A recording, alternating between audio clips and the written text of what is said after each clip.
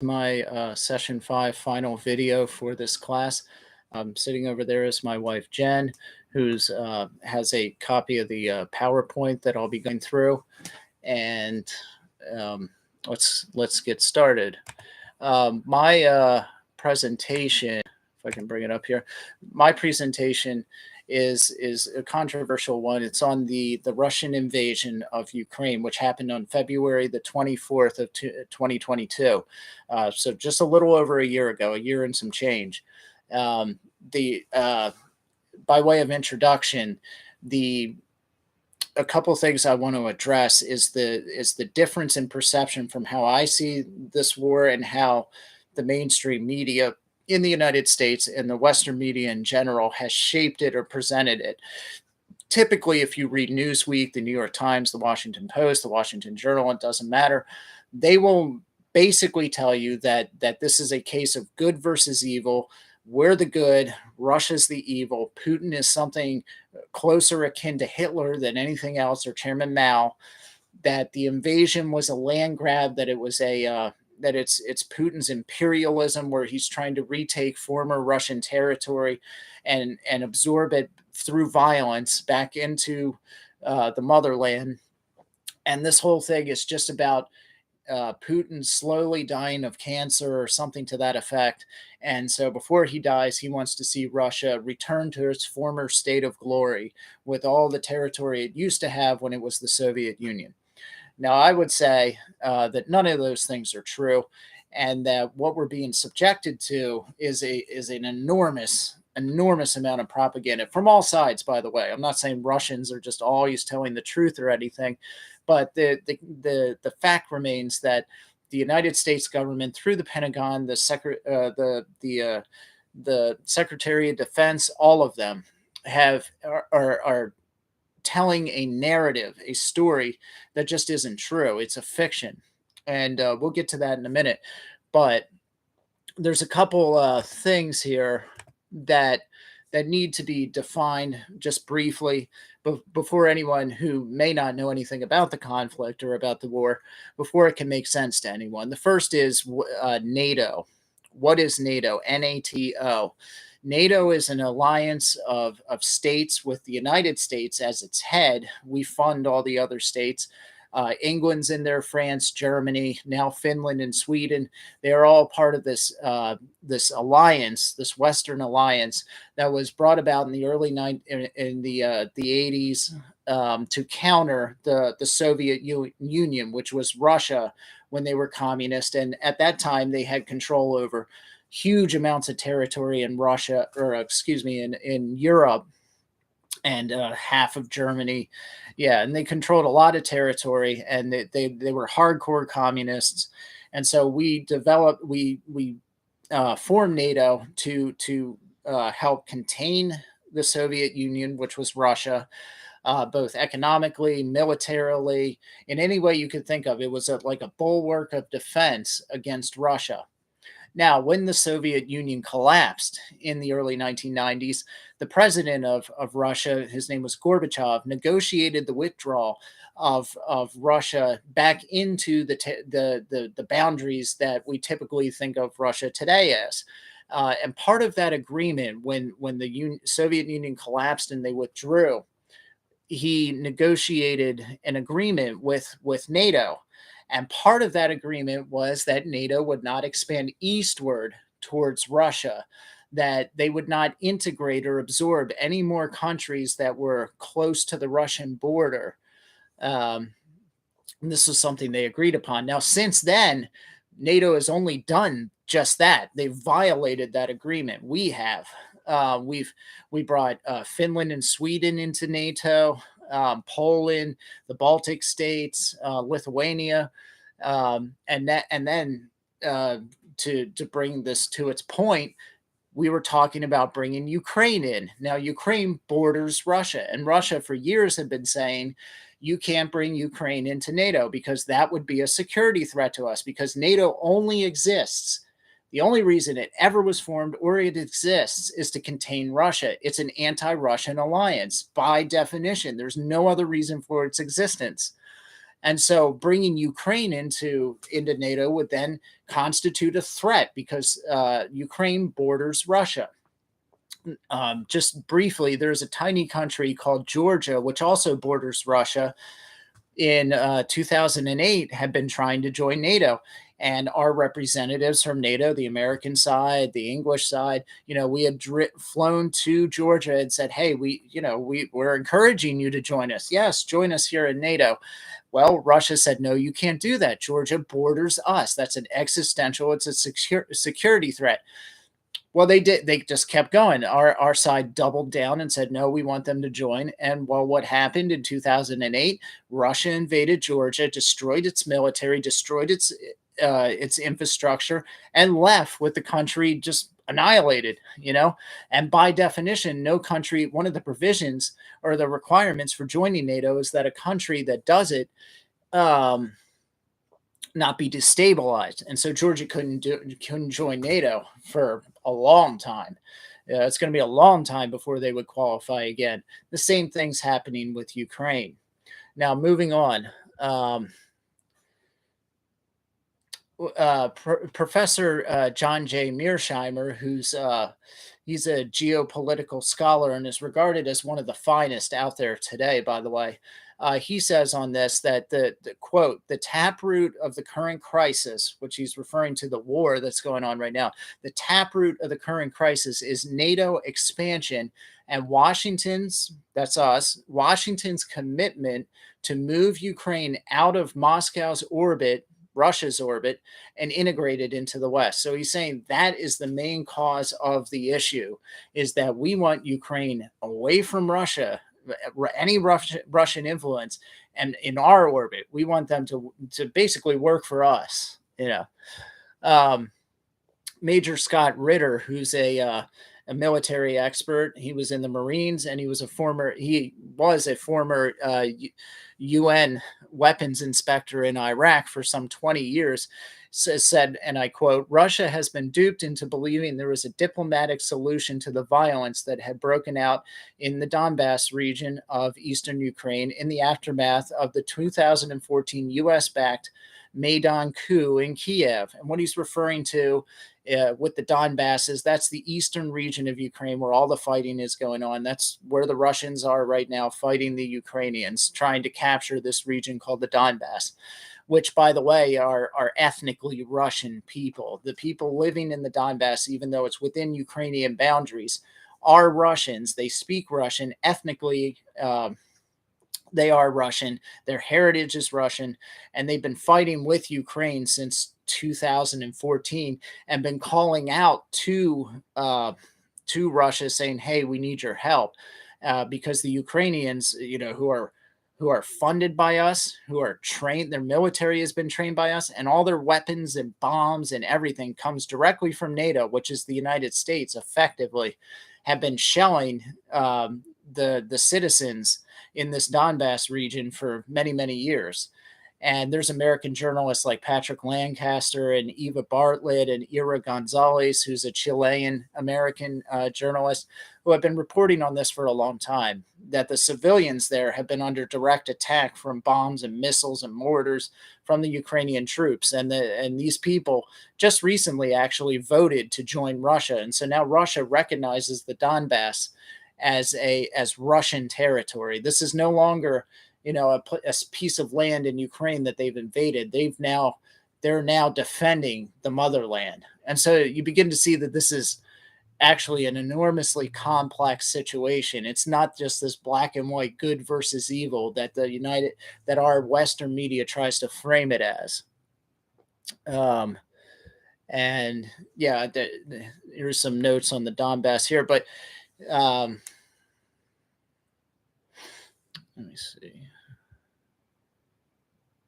Another, I would say, piece of the narrative that's been projected, and this is kind of where it hits home to you and I think, is that first off, just remember that we're funding this war. The United States is, NATO is. Without our funding, this war would have been over months ago. Russia would have wiped the Ukrainian military off the map a long time ago, and thousands of people that are dead now, particularly on the Ukrainian side, would be alive.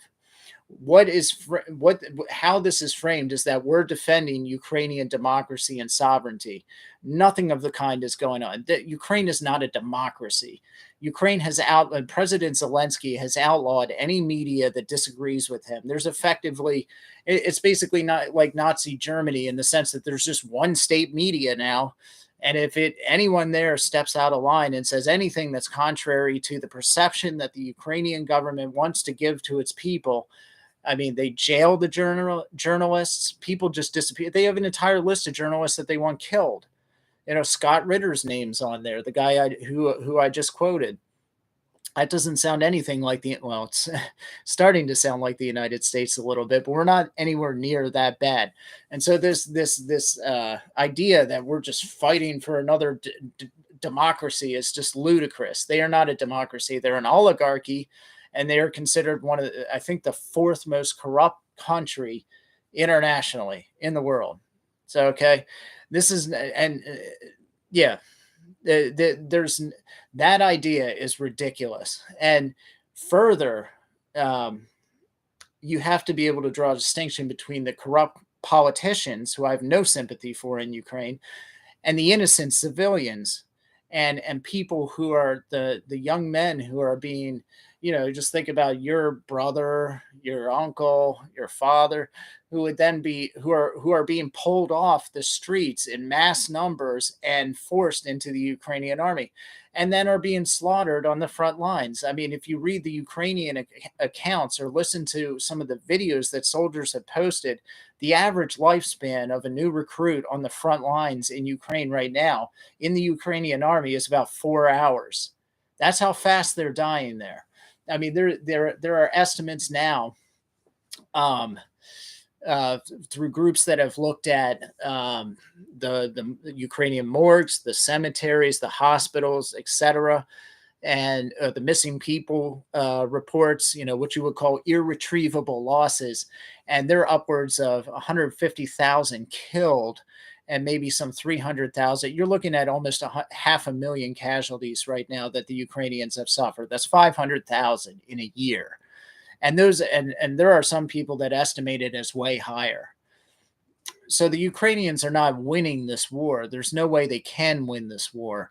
And so if your brother or your son was over there, the first thing you would want to do is see a way for this conflict to end as fast as possible.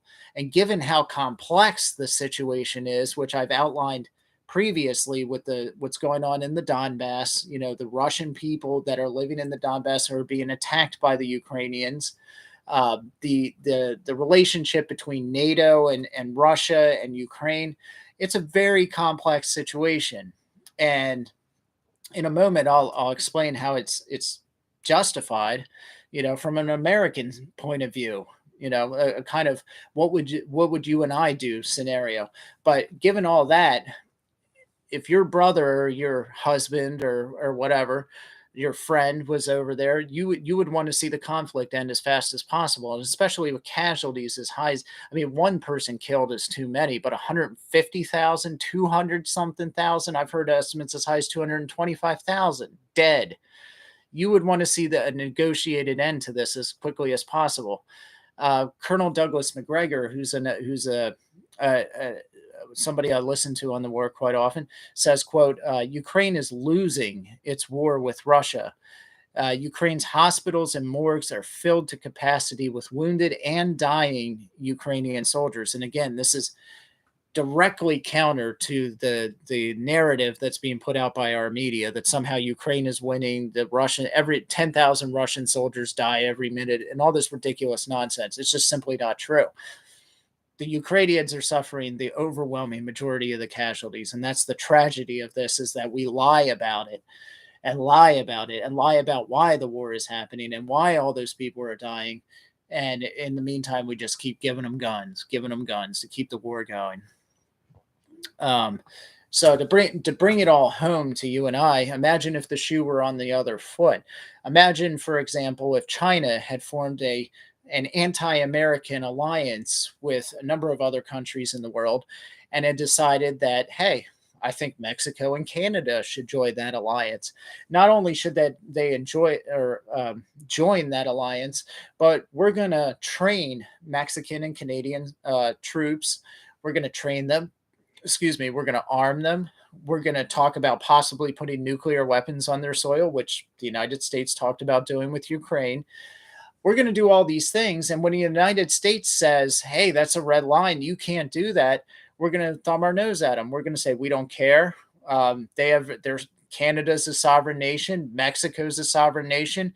And as a sovereign nation, they've decided that it's in their best interest to join this anti-American coalition or alliance. Well, I don't think I have to argue very hard here to convince any of you that the United States wouldn't put up with that for 1 second. You and I wouldn't put up with that for any second, because knowing that a hostile military is on both our borders would immediately erase our sense of national security. You know, that security that we feel every day, that other people in the world don't enjoy, would evaporate. It'd be gone. All of a sudden, this enormous military is on our borders, and we don't know what they're going to do. We don't know what they're capable of, you know. And their very existence is dedicated. They're hostile to us. Their alliance is hostile to us. You and I both know that the United States government would probably first try to negotiate and say, "Hey, you can't do that. We'll give you a chance to get out of here." And if they didn't get out of there, China didn't leave Canada, they didn't leave Mexico, we would attack. We would get our military together, and we would go up to Canada, and we would destroy the Chinese military that's in Canada. And if the Canadians tried to fight us, we would destroy them too. And we would do the same exact thing in Mexico. And I think anyone who disagrees with that is kidding themselves. We have what's called the Monroe Doctrine. The Monroe Doctrine, the United States put it out, is that no foreign power can have a military presence in the West. We're the only ones allowed to.